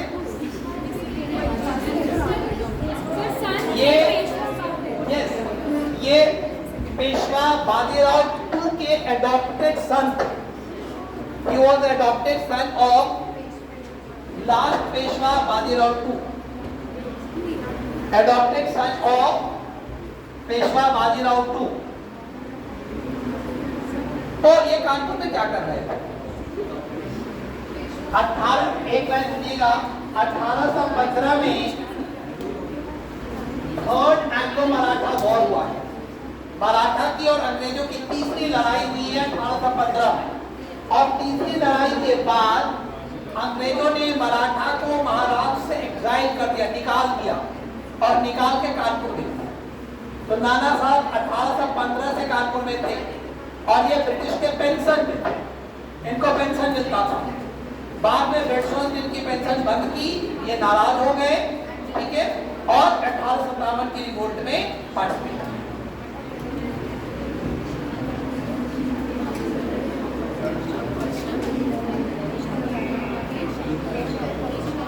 अब इसका अच्छा, लखनऊ में लिख लीजिए, लखनऊ में कौन था लीडर? लखनऊ में कौन था? लखनऊ के लीडर का नाम लिखिए, बेगम हजरत महल। बेगम हजरत महल, आप लोग लखनऊ गए हैं? लखनऊ में बहुत प्रसिद्ध पार्क है, बेगम हजरत महल पार्क। बेगम हजरत महल ने लखनऊ में 1847 रिवोल्ट को लीड किया था।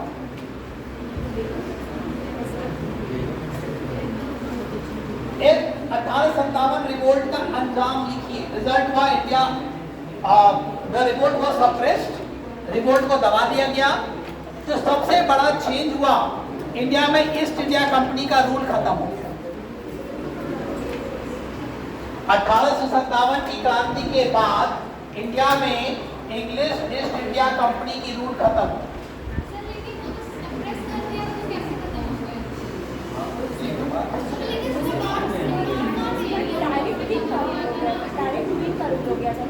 हाँ, अब कंपनी का रूल खत्म और ब्रिटेन की सरकार ने पूरा इंडिया अपने हाथ में ले लिया। India came under the British crown now. अभी तक एक कंपनी रूल कर रही थी, अब ब्रिटिश की सरकार ने देखा इंडिया तो बहुत फायदे की चीज है, छोड़ तो सकते नहीं, ये कंपनी रूल करे तो कई सारे प्रोटेस्ट हो रहे हैं, तो इस कंपनी का हटा दो, कंपनी को हटाओ और पूरे इंडिया को अपने हाथ में। तो लिख लीजिए एक line, India was directly ruled by British crown. और उस टाइम ब्रिटेन की क्वीन थी विक्टोरिया। 1858 में विक्टोरिया प्रोक्लेमेशन आया था, जिसके according India came under British crown. अब ईस्ट इंडिया कंपनी खत्म, ठीक है, इंडिया डायरेक्टली ब्रिटिश के क्राउन रूल करेगी। एक पॉइंट और लिख लीजिए, the last governor general of India was Lord Canning. Lord Canning, Lord Canning, Canning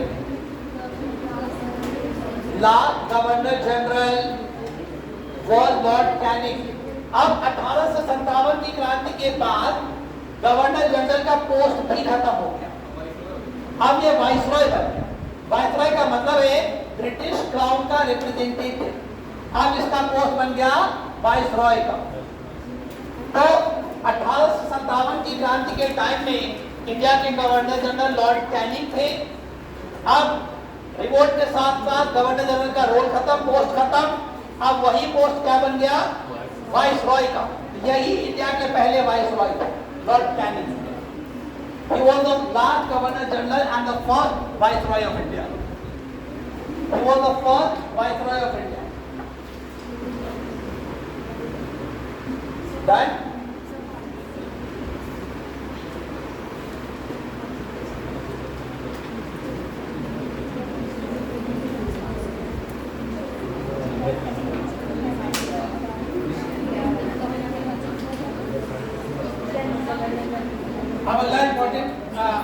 निकालिए। Formation of INC, Congress party का बना। फॉर्मेशन ऑफ आईएनसी ज्यादा हो जाए, थक जाइएगा तो बताइएगा, I will change the topic. 1800 कब बना है कांग्रेस, किसी को पता है? 1885, यस। तो 1857 के बाद हम अगले टॉपिक पे आ रहे हैं, 1885 फॉर्मेशन ऑफ आईएनसी।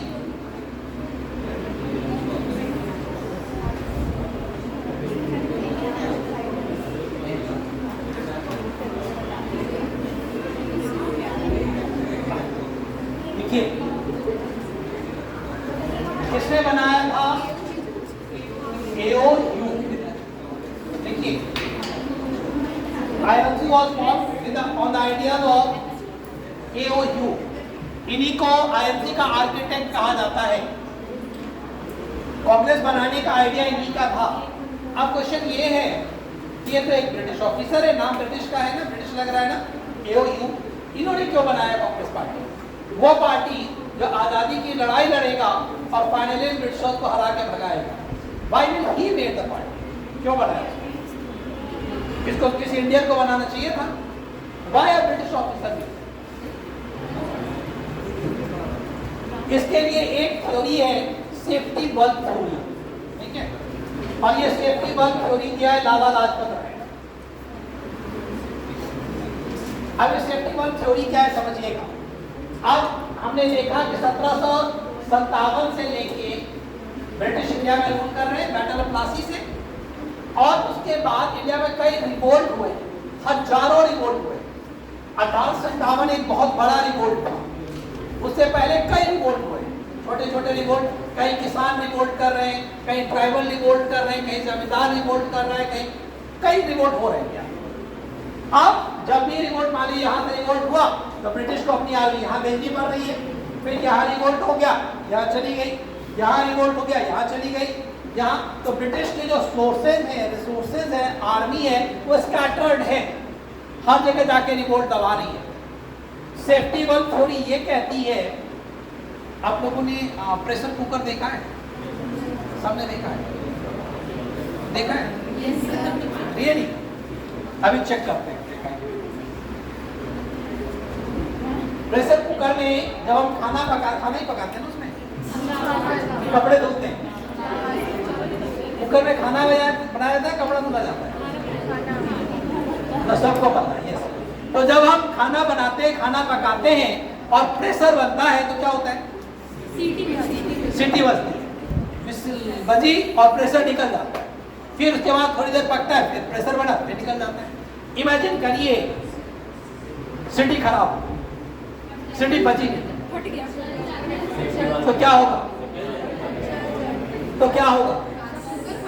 कुकर फट जाएगा। कुकर नहीं फटेगा, उसमें एक सेफ्टी बल्ब लगा होता है। कहाँ लगा होता है? जिसने देखा बताइए।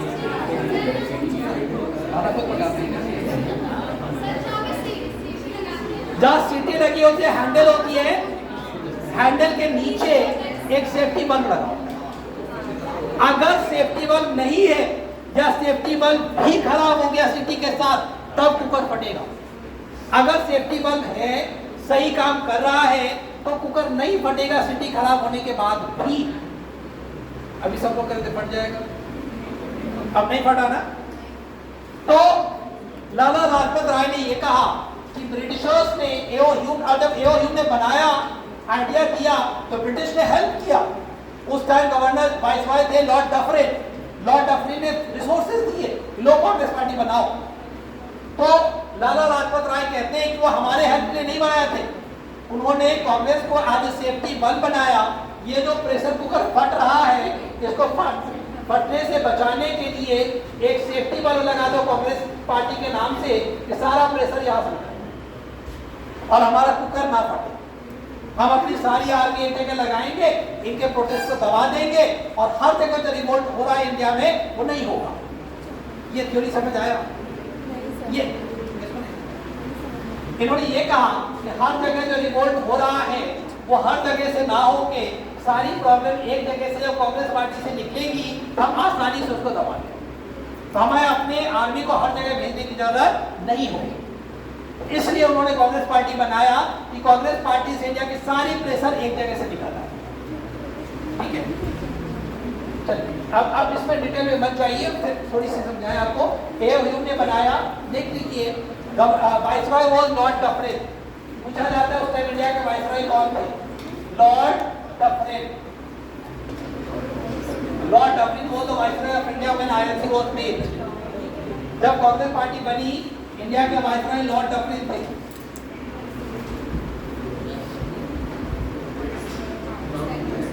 आईएनसी की पहली मीटिंग हुई थी, कहाँ हुई थी? कांग्रेस पार्टी की पहली मीटिंग कहाँ बना था? कांग्रेस पार्टी जगह का नाम लिखिए, Gokuldas Tejpal Sanskrit college, Bombay. Gokuldas Tejpal Sanskrit college,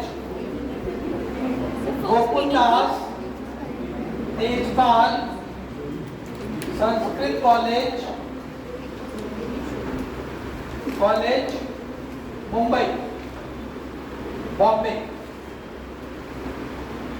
year आप ऑलरेडी लिख चुके हैं, 1885, 1885।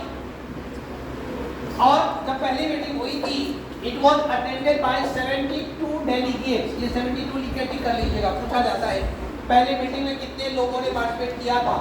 72 लोग थे, 72 लोग।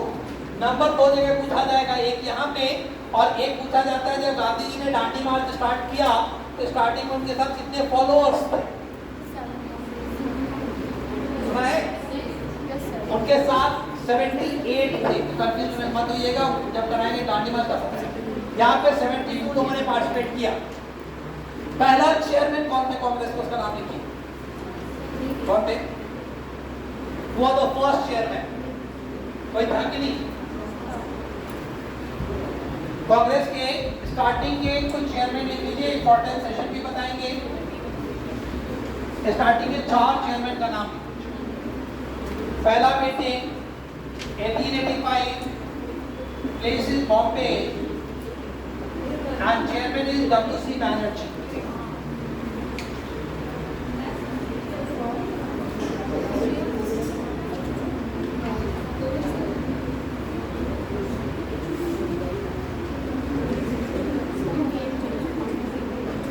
दूसरी मीटिंग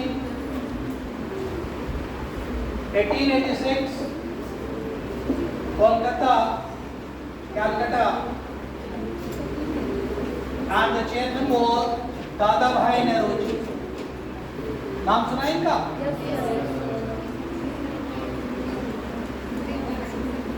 दादा भाई नौरोजी। तीसरी मीटिंग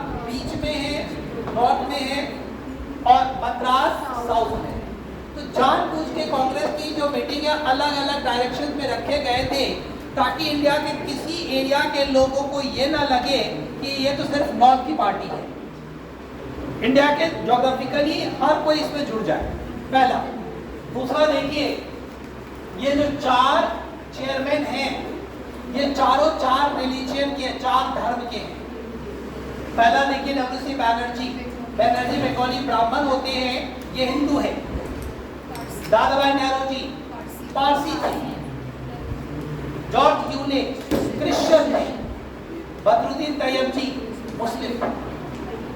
ये चारों चार अलग अलग रिलीजन के जानबूझ के चूज किया गया था ताकि किसी धर्म वाले को ये ना लगे कि मेरे धर्म की ये पार्टी तो है ही नहीं, ये तो सिर्फ हिंदुओं की पार्टी है। बाद में जब हम कांग्रेस डिटेल से आगे कराएंगे तो बताएंगे कांग्रेस में ब्लेम लगता था कि this is only a party for Hindu, लेकिन इसके फॉरमोस्ट ने बनाने वाले ने ध्यान रखा था कि किसी को नेग्लेक्टेड फील ना हो। इससे एक क्वेश्चन यहाँ पे ये बनता है, was the first Muslim to become the chairman of Congress?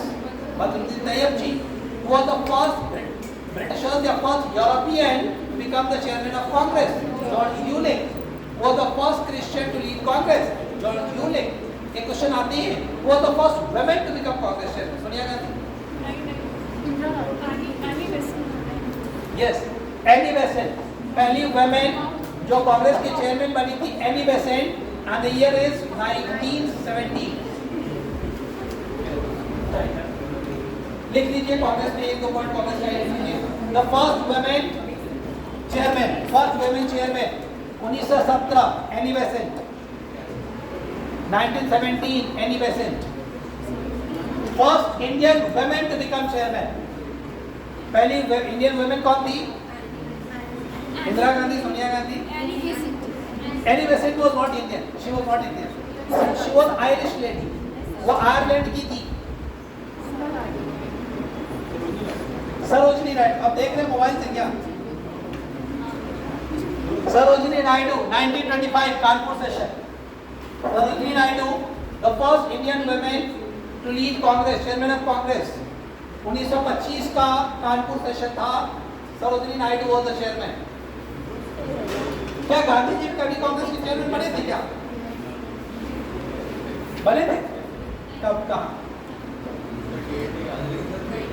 देखिए 1924 बेलगाम सेशन, गांधी जी 1924, 1924 बेलगाम कर्नाटक में जगह है, बेलगाम महात्मा गांधी।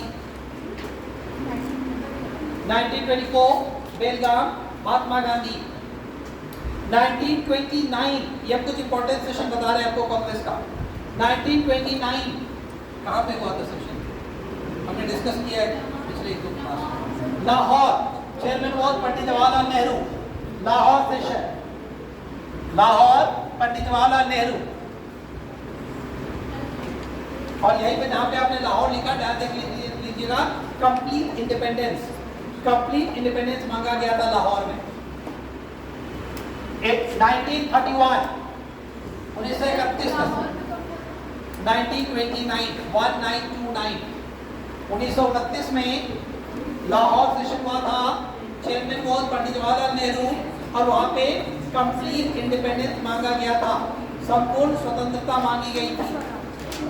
अगला आपने लिखा पूर्ण स्वराज। अगला आपने लिखा 1931 1931 Karachi, session was in Karachi, chairman was Sardar Vallabh Bhai Patel. सरदार वल्लभ भाई पटेल।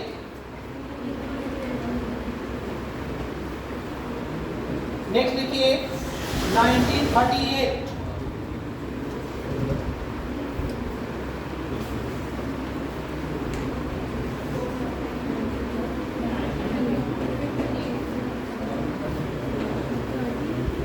1938 सुभाष चंद्र बोस। बताते हैं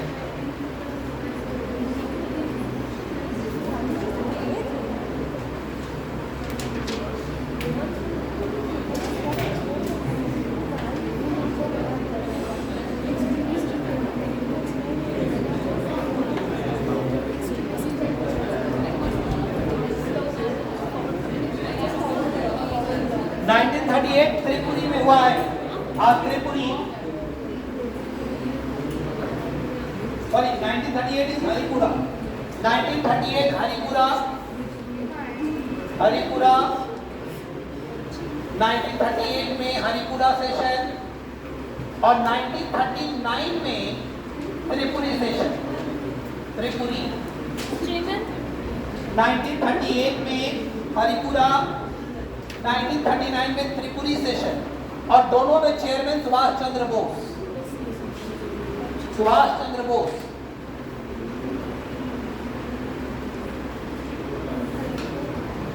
में ये सुनिएगा, ये सेशन कंट्रोवर्शियल हो गया था। यहाँ पे गांधी जी नहीं चाहते थे कि सुभाष चंद्र बोस कांग्रेस के चेयरमैन बने।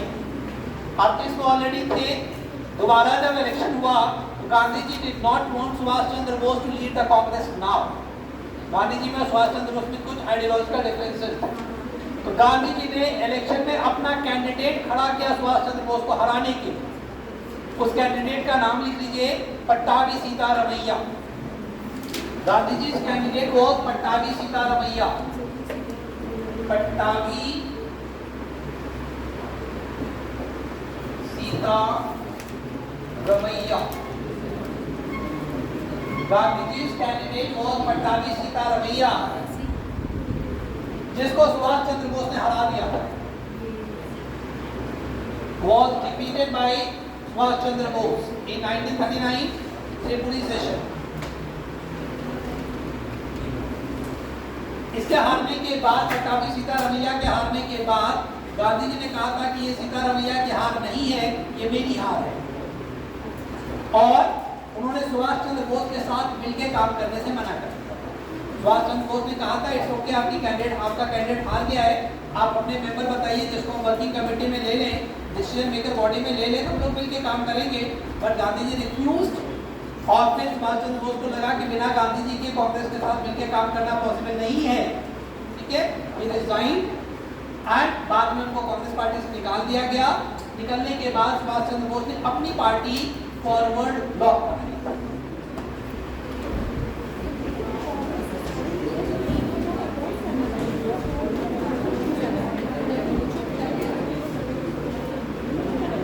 अब 1885 का अल्लाह इंसिडेंट देखिए।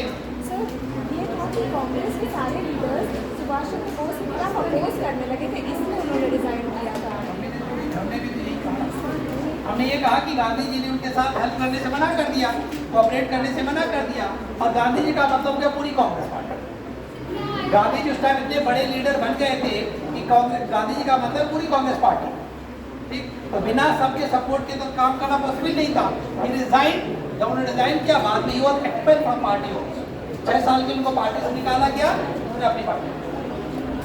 ना अगला इंसिडेंट देखिए, 1885 की कांग्रेस के बाद सबसे इंपॉर्टेंट इंसिडेंट है वो लिखिए 1906 फॉर्मेशन ऑफ मुस्लिम लीग।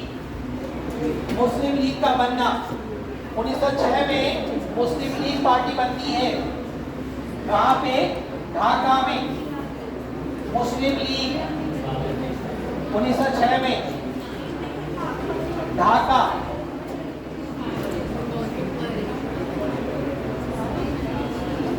आपने लिखा 1906 में मुस्लिम लीग बना। मुस्लिम लीग कहाँ पे बना? ढाका में। ढाका। पहले चेयरमैन का नाम लिख लीजिए, नवाब सलीमुल्लाह। चेयरमैन वाज नवाब सलीमुल्लाह। 1906 के बाद 1905 पार्टीशन ऑफ बंगाल, बंगाल विभाजन।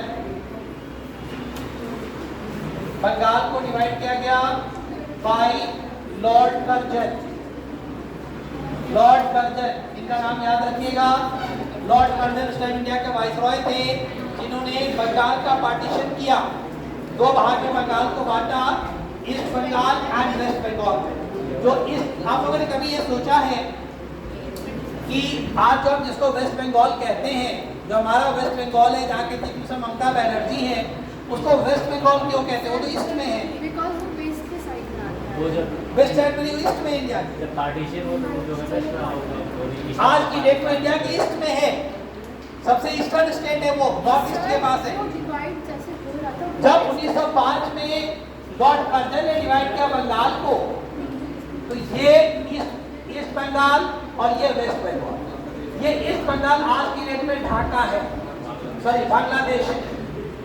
तो हमारे पास क्या बचा? West Bengal, and that's why it is called West Bengal. यही से नाम है इसका।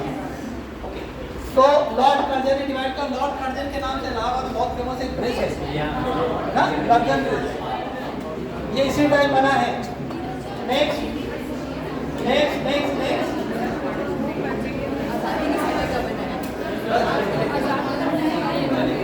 थोड़ा सा और रहेंगे,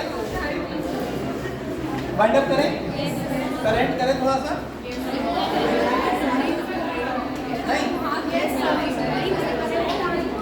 चिल्लार हम रहे, बोल हम रहे, थकना मुझे चाहिए आप लोग। ज्यादा मेहनत कौन कर रहा है, आप लोग की मैं तो नहीं। वाइंड अप करें।